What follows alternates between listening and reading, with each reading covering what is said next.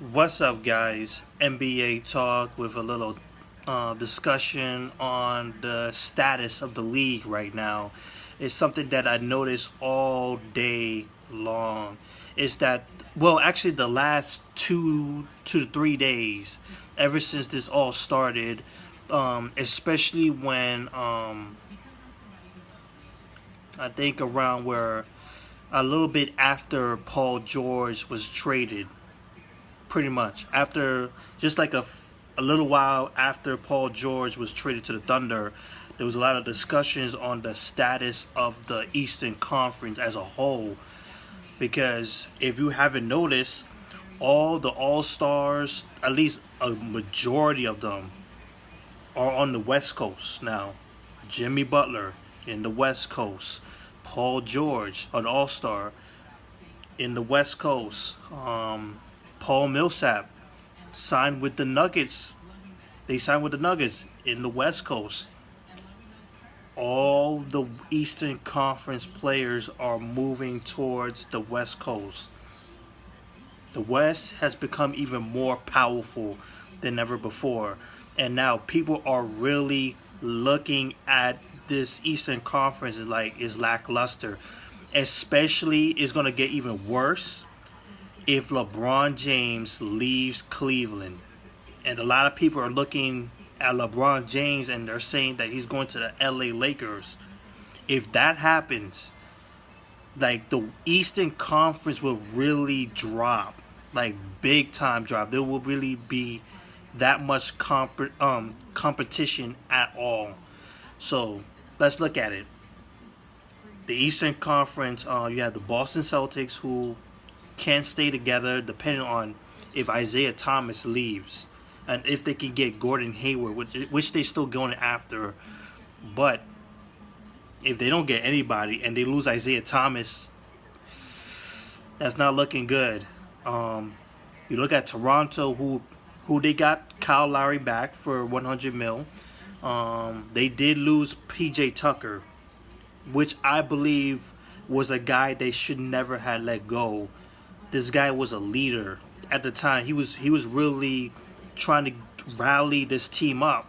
At least you got Serge Ibaka, but you should have got PJ Tucker in that Toronto lineup. He was a very good asset. You have the Washington Wizards, which they have a big problem where Otto Porter Jr.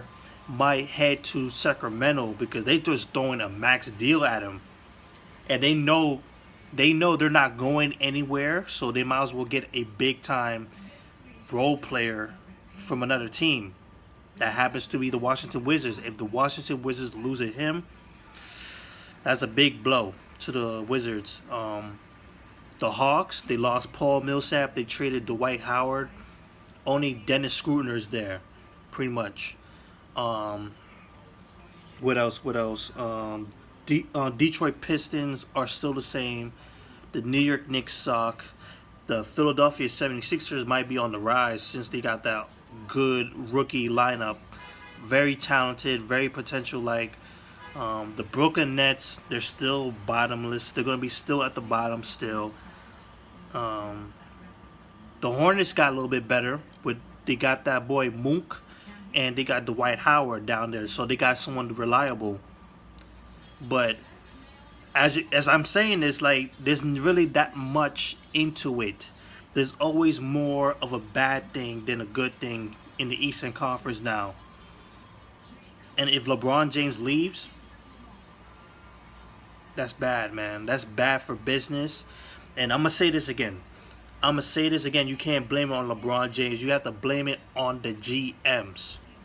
The GMs, the front office, from the owner to the GMs to the president of operations, they are a big problem in this league. They are a huge problem in this league. It needs to be addressed at some point. It needs to be addressed. Like, you need to get at these front owners, and I don't know, man. It's like they just making stupid decisions. Danny Ainge from the Boston Celtics is looking like a fool right now because he lost two pieces, and he might lose Gordon Hayward. It will really look bad on him. LeBron James looking like he has completely given up on winning championships altogether, according to reports. Um, there's no one really to contend anymore in the East that much.